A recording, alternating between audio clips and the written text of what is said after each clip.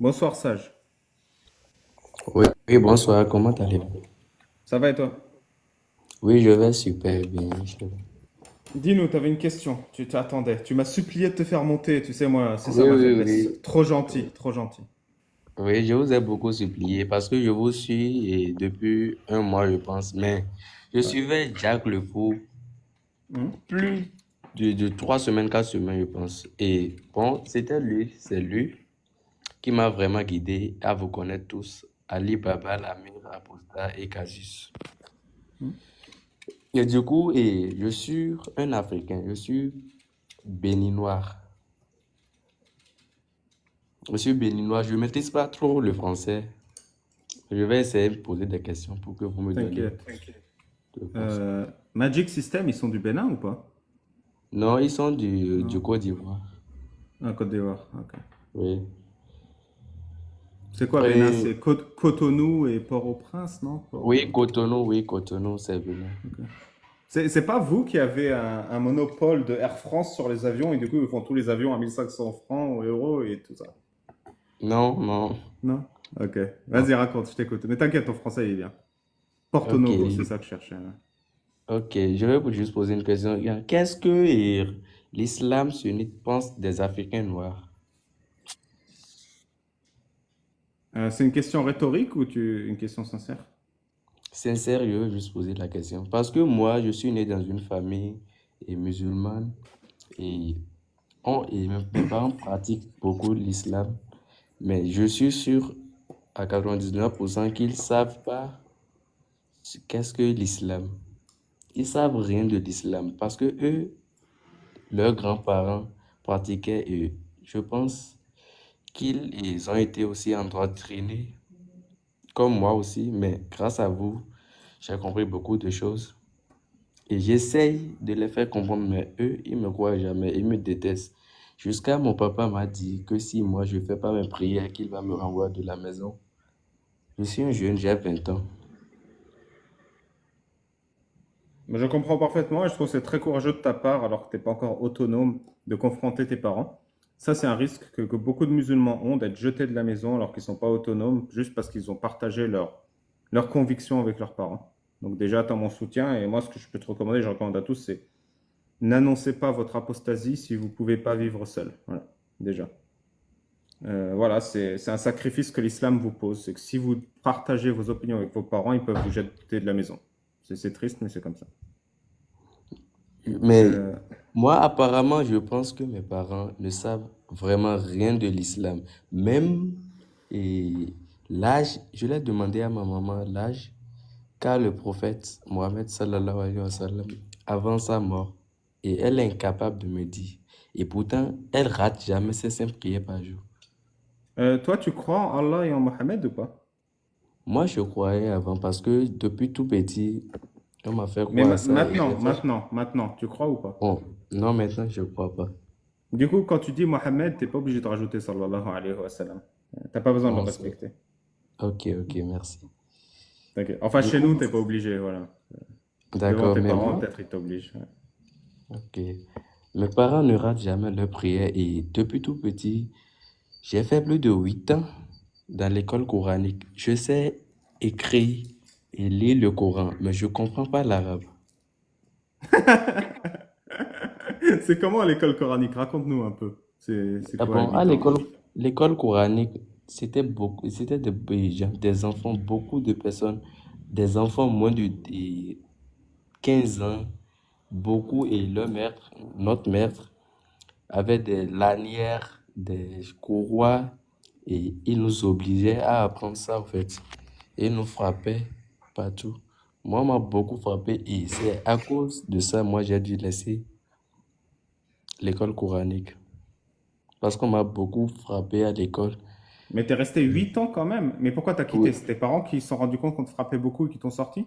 Non, mes parents veulent toujours, même actuellement, que je continue, mais c'est moi qui ai décidé parce que bon, j'ai- j'étais aussi à l'école et je faisais lundi, mardi, mercredi, jeudi, vendredi de l'école et seulement samedi, dimanche à l'école coranique. Donc pour me Et tes reposer, parents, ça leur fait pas le cœur qu'on te frappe à l'école coranique? non, Ça ne fait rien du tout. Parce que déjà, c'est l'Afrique. Et la meilleure manière de corriger un enfant, c'est de le frapper. Et toi, tu parles quelle langue? Français et Bon, moi, je parle et le Peul, le l'ethnie Peul. Peul. Oui. Et tu n'as pas un Coran français-arabe pour que tu puisses comprendre ce que ça veut dire? Non, et c'est grâce à vous que j'ai pu et faire des recherches sur Google, sur et Hmm. coranseul.com. Et je lis les choses, là, les sourates et les versets traduits en français, quoi. Ouais, c'est ça. Et quand tu lis en français, tu te rends compte que c'est n'importe quoi? Oui, c'est vraiment du n'importe quoi. Et moi, je peux pas du tout croire en ça. Bah, c'est normal. Si Je tu te peux pas. respectes, tu peux pas, hein.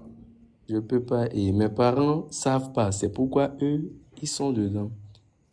Mais tu sais, moi, ce que je ferais, je sais pas si tu as un peu d'argent, mais moi, je me ferais livrer un Coran physique français-arabe et je l'offrirais à mes parents. Moi, c'est ça Mais que je eux, ferais.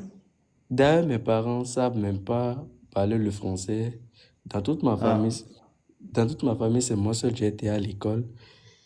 Et eux, ils parlent que le peul, mais surtout Mais du coup, arabisé. tu peux leur lire. S'ils veulent bien s'asseoir un peu avec toi, je sais pas à quel point ils sont patients ou gentils, tu peux leur traduire le Coran, non? Vraiment, j'ai tout essayé, mais moi, je parle pas trop avec mon papa parce que lui, il est très vénère avec moi. Je parle plutôt avec ma maman. Je parle Ouais. plutôt avec ma maman et elle, je la fais comprendre au fait. Elle me croit, mais elle n'accepte jamais. Parce, parce que pour elle, elle croit toujours au paradis et l'enfer. Mm. Oui, c'est engrainé en eux. Plus ils sont âgés, en plus, moins, plus c'est dur de revenir en arrière. Ma maman, elle a 50 ans et mon papa Mm. a plus que 63 ans, je pense. Mm. Et en plus, tes parents, Oui. remettre en cause l'islam, ça veut dire que leurs parents leur ont menti. Et ça, c'est très dur. Ils peuvent pas dépasser ça. Parce que nos parents, la génération avant nous, ils sont très, très, on va dire, amoureux de leurs parents. Tu vois, ils ont un amour très, très fort. C'est Ouais, eux c'est qui les ça. ont élevés, qui les ont protégés. Tu vois, nous, on a été protégés. Je sais pas toi, mais moi, j'étais aussi protégé par la police, par l'école, par la société, tu vois. Nos parents, ils ont juste été protégés par leurs parents. Tu vois, tout le monde, c'était un ennemi. Enfin, Oui, en Syrie, en Jordanie, c'est comme ça, tu vois. Il y a pas d'allié à part ta famille. L'État, c'est c'est ça. un ennemi, tu vois. Donc, c'est normal, ils peuvent pas remettre en cause les seules personnes qui les ont protégés toute leur vie. C'est ça, au fait. Et moi, j'ai essayé par plusieurs manières de leur faire comprendre que l'islam, bon, même si c'est du vrai, c'est pas pour nous, c'est pour les Arabes. Déjà que nous, on comprend même pas l'arabe. Déjà que nous, on comprend même pas l'arabe. Je comprends pas quoi. Je sais même pas comment les expliquer. Parce que eux, même pour prier, ils se penchent vers la Mecque. Et moi, je leur dis que c'est Dieu qui a créé le monde. Et pourquoi, genre, eux, ils se penchent vers la Mecque avant de prier? Pourquoi pas penser, se pencher n'importe, et genre, sur toutes les, genre, les points, les quatre coins cardinaux et faire la prière, mais directement sur la Mecque. C'est ça qui prouve au fait qu'ils prient et, genre, et aux Arabes, quoi, pas à Dieu. Et du coup, toi, maintenant, tu es déiste ou tu crois plus en rien? Je crois vraiment plus en rien, rien du tout. Et je prie plus. Chaque matin, on me réveille pour ça et je le fais pas. Je me lève, je sors. Chaque 4 heures, chaque 4 heures, mais mon papa me lève. Et tu veux pas quitter ta maison, devenir autonome pour... Bon, pour le moment, financièrement, ça va pas bien. Je dépends beaucoup de mes parents. Hmm. Mais eux, ils me détestent parce que je suis pas à l'islam. Je sors de l'islam, je prie pas. Mais moi, je trouve que c'est injuste. C'est-à-dire que les musulmans devraient se battre pour qu'on puisse sortir de l'islam tranquille. Mais là, en fait, cette secte, elle a tellement pourri les gens que même tes parents, ils se sentent obligés de te détester parce que tu ne veux plus être musulman. C'est ça, je les ai dit. Je suis pas un voleur, je suis une bonne personne et je réfléchis beaucoup.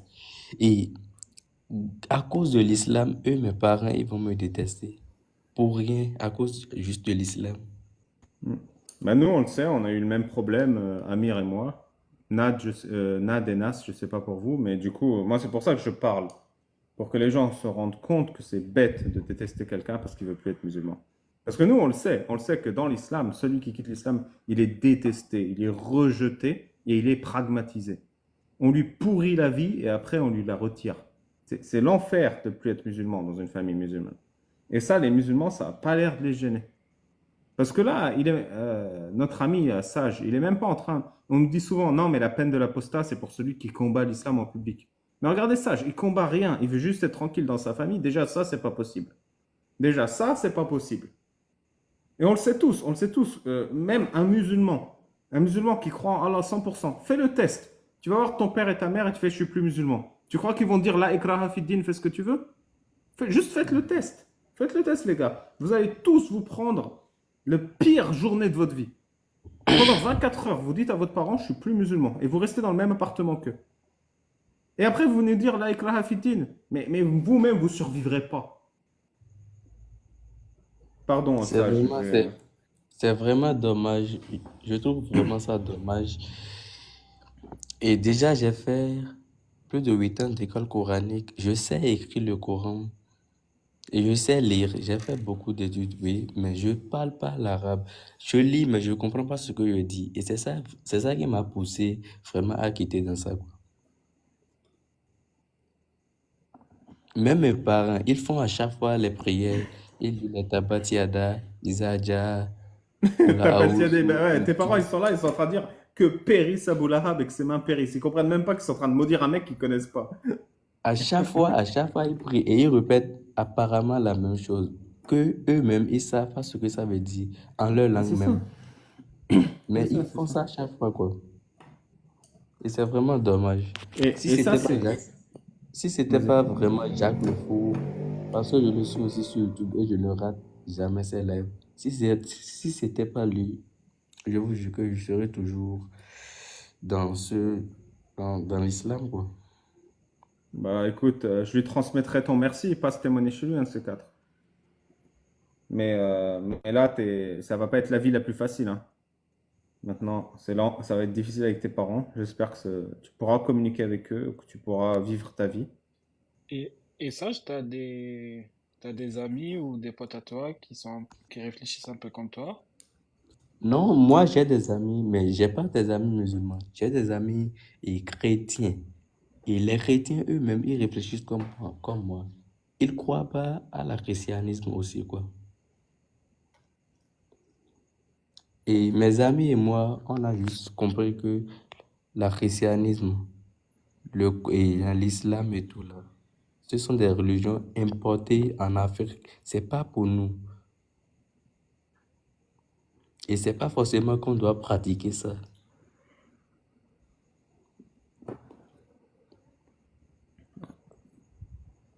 Bah, à ton service, Sage.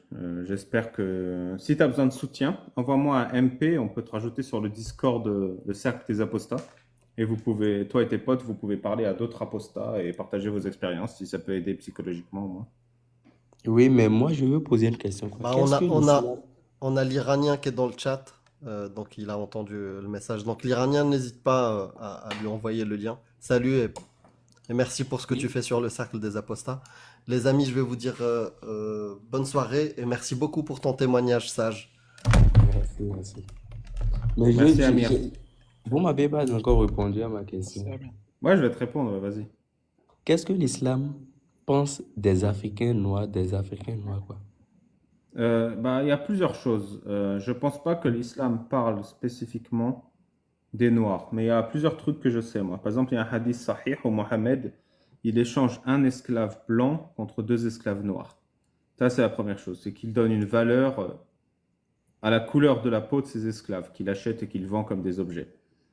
Le deuxième, Mohammed, il a dit dans un hadith sahih aussi, le musulman doit obéir aux dirigeants de son pays, même s'il a une tête comme un grain de, même si c'est un Éthiopien avec une tête comme un grain de raisin. Donc le fait d'être éthiopien, donc noir, c'est négatif pour Mohammed, et le fait qu'il ait une sale gueule, c'est aussi négatif pour Mohammed. Oui, et j'ai lu et un hadith qui dit que Allah a détesté, le premier homme qu'Allah a détesté, c'est un homme noir. Après, ça, j'avoue que je ne sais pas si ce hadith fait référence à un homme noir de peau, mais juste le fait que ce soit dit, c'est malsain, c'est-à-dire qu'être noir, c'est mal, ou c'est noir, genre noir comme le diable, tu vois, parce qu'il a brûlé, ou bien noir dans son cœur. Je Je partirais à vois. 80% que c'est noir de peau, mais je suis pas sûr.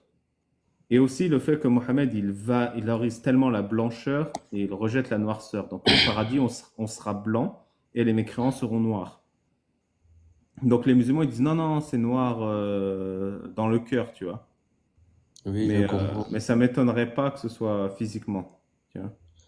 Mais déjà, physiquement, et les Arabes détestent les Noirs. Physiquement, moi, quand je vois, les Arabes n'aiment pas les Bah, Noirs. il y a une supériorité, c'est-à-dire que moi je suis arabe et qu'on m'apprenait toujours que non, mais nous on est des musulmans, les noirs sont musulmans, mais on est plus musulmans que les noirs. Tu vois, il y a cette Ouais. notion de on est des vrais arabes. Et dans la sira, la biographie de Mohammed, il y a souvent la notion que les arabes sont supérieurs. Donc il y a jamais la notion que les noirs ou les blancs sont inférieurs, mais il y a toujours la notion que les arabes sont supérieurs. Donc ça sous-entend que tous les autres sont inférieurs, et ça inclut les noirs, je pense. Et sage. Et je pense, hors islam, il y a un racisme anti-noir très ancré dans la culture arabe. Vas-y, Nad. Nas, pardon. Oui, c'est Sorry. ça. C'est ça, je dis quoi. C'est ça, je dis. Parce que je vois plus le racisme, surtout les Arabes détestent plus les Noirs. Parce que j'ai une tante et elle vient de rentrer parce qu'elle était aussi à la Mecque pour faire le Hajj ou bien la Hajj. Et j'ai appris qu'il y a plus de 1000 personnes qui sont décédées là-bas en Arabie Saoudite. Et la question que je me pose, l'Arabie Saoudite n'a pas fait une communiqué pour parler et mettre en condoléances les familles qui ont été victimes de cette chose-là, du meurtre de leurs parents. Ils n'ont rien fait. Ils ont laissé ça comme si personne n'était décédé. Alors que ici en Afrique, il y a plusieurs morts. Et la mort a été causée parce qu'ils ont payé les billets d'avion et ils se sont rendus à la Mecque pour le pèlerinage. Même Oui, oui, aujourd'hui, tout à fait. Mais après, j'en ai pas. c'était pas que des noirs, c'était beaucoup de pèlerins de tous les pays, quoi. Oui, mais plus sur les Noirs, quoi. Parce que j'en ai parlé aujourd'hui avec ma maman.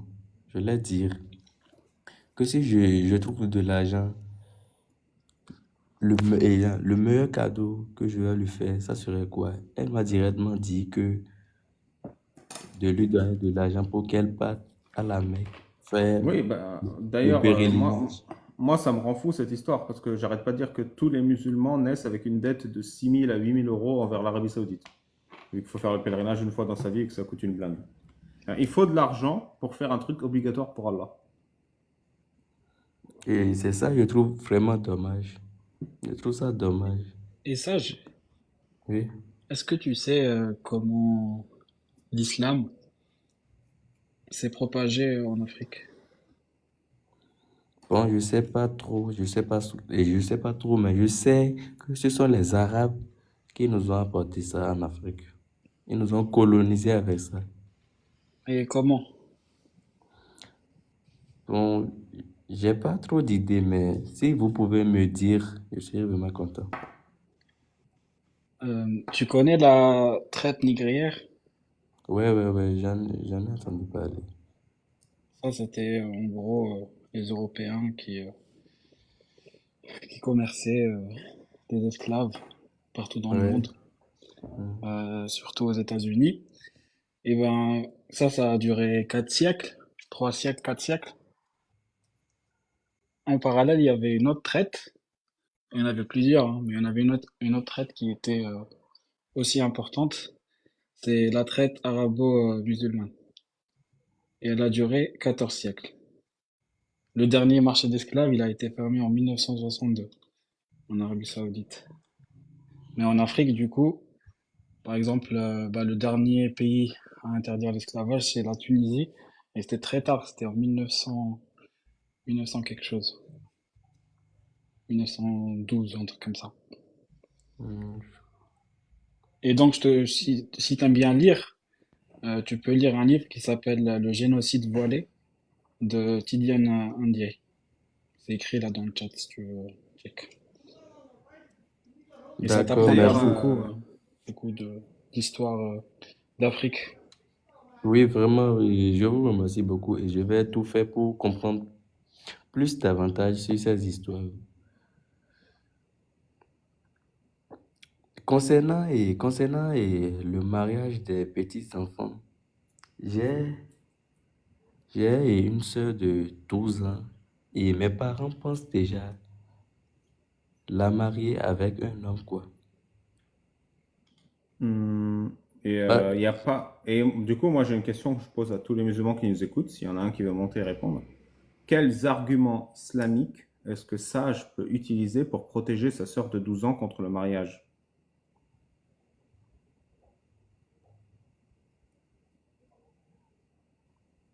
Du coup, moi, je les ai dit, j'ai parlé à mes parents que si jamais ils marient ma sœur à 12 ans, je vais porter plainte contre eux et j'irai à la police. Et on va tous les arrêter parce que déjà 12 ans, c'est mineur. Au moins 18 ans. Mais déjà, eux, ils trouvent que 12 ans, c'est déjà trop assez. Parce que le prophète a marié une fille de 9 ans. Et c'est l'exemple à suivre. Donc, 12 ans, c'est déjà trop, quoi. Non, mais je suis 100% d'accord avec toi, hein. Je suis impressionné que tu défendes ta sœur face à tes parents. Comment ils ont réagi quand tu as dit que tu voulais les emmener à la police? Je- Comme je l'ai dit, je parle plus avec ma maman que mon papa, mais c'est mon papa qui est à l'origine de tout, quoi. Et j'ai pas déjà le courage de lui parler en face. Hmm. Ouais, c'est Mais c'est dégueulasse lui, ce qu'ils disent. mais c'est lui qui accepte tout. Et déjà, ils ont déjà, parce que le mariage se fait hein, par les parents, quoi. Les parents de l'homme ils parlent avec mes parents, par exemple, et disent qu'ils veulent, et moi, ma petite soeur, marier leur fils, quoi. Et si mes parents sont d'accord, ils font directement le mariage. Sans Et, sans l'autorisation de la petite et de ma soeur qui a 12 ans. et le mari, il a quel âge? Bon, déjà, le mari, je pense qu'il est âgé plus que moi et il aura 22 ans, je pense. Et c'est, c'est un fils de mes tantes. Parce que Hmm. souvent, ce sont des mariages familiers, en fait. Voilà ça. L'islam, c'est l'enfer, hein, quand c'est appliqué. Mec, tu m'as fait Vraiment, mal au cœur, hein. vraiment. Maintenant, ma soeur, elle ne fait rien déjà comme travail et elle est à la maison. Elle ne sait même pas laver les habits. Elle fait rien de grand. Et déjà à 12 ans, mon papa pense qu'il va la marier avec un autre homme qui a plus que 22 ans.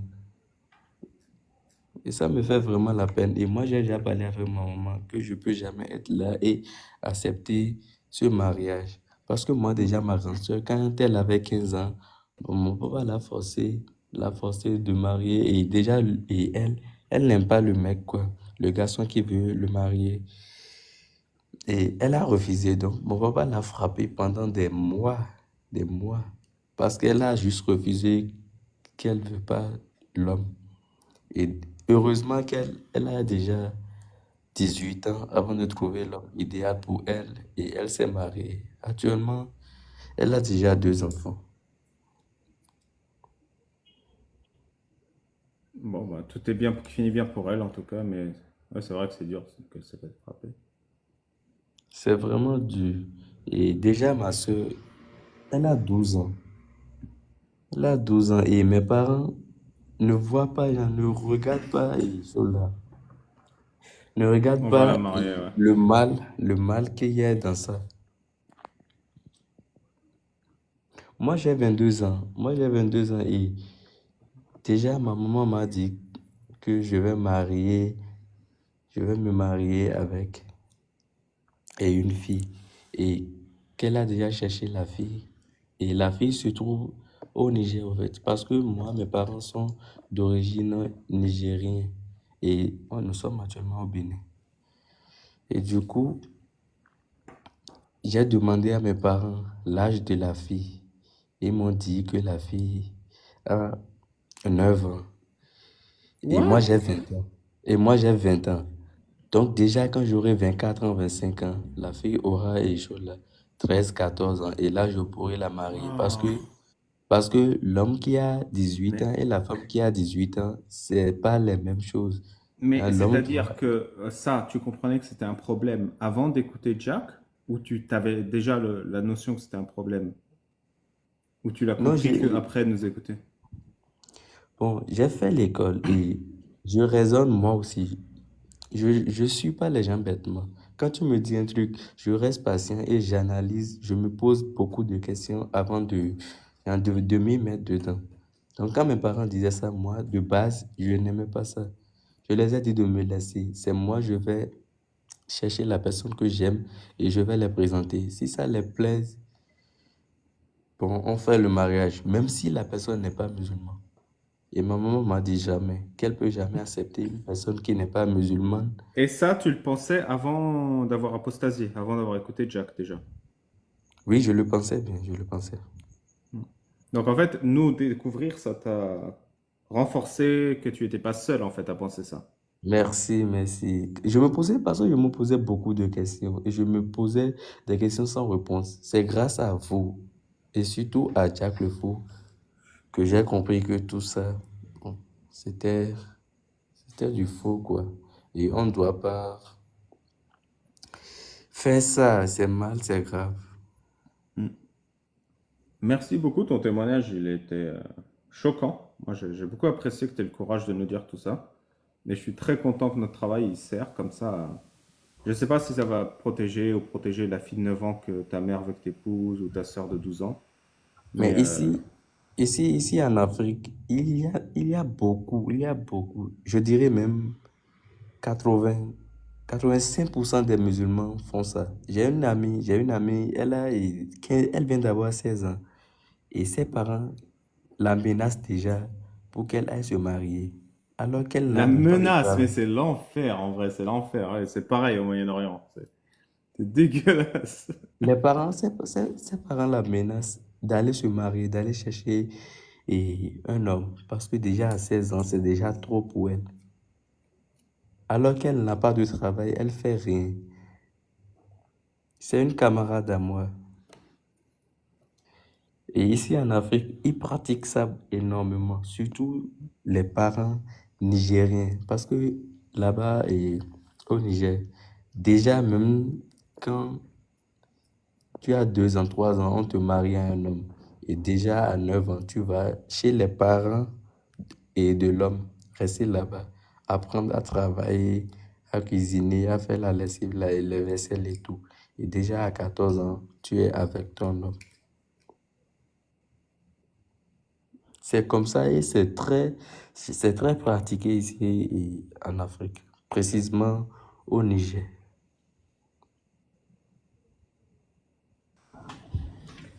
Mais du coup, Merci. Vas-y, je te laisse, je vais prendre une petite pause. yes. Et du coup, t'as dit que tu pouvais, par exemple, Quelqu'un peut mettre la caméra et se mettre en grand? ouais, attends. Tac. Je t'agrandis, Nas, comme ça.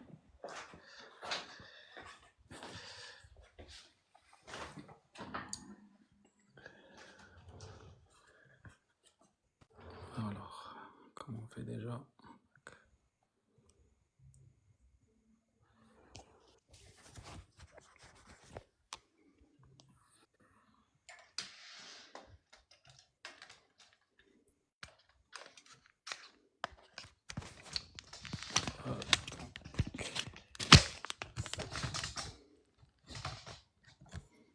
Hello. Oui, oui, oui, oui, j'écoute. Du coup, moi, je voulais te demander, euh, Oui, t'as dit que tu pouvais, par exemple, appeler la police. oui. Donc, l'État, il interdit ce genre de mariage ou pas? Oui, moi je pense que l'État l'interdit. Et déjà à 18 ans, minimum 18 ans pour faire le mariage. Mais selon l'islam, c'est normal et c'est praticable. Et les gens le font même si la loi l'interdit. Oui, les gens le font parce que déjà, nous les Peuls, les musulmans, nous ne faisons pas les mariages à la mairie, quoi. Les mariages d'État. On fait plutôt les mariages familiales, religieuses, quoi. Vous faites juste la Fatiha, non? Oui, on peut avoir un imam, on donne des bins, des dates et tout. Et l'imam prie et fait le mariage entre les deux personnes. Personne ne va à la mairie.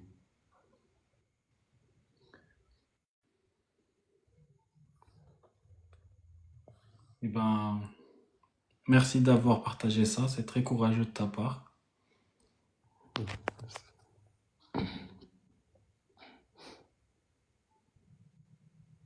En tout cas, si tu veux témoigner, par exemple, un peu plus, moi je t'invite officiellement sur ma chaîne.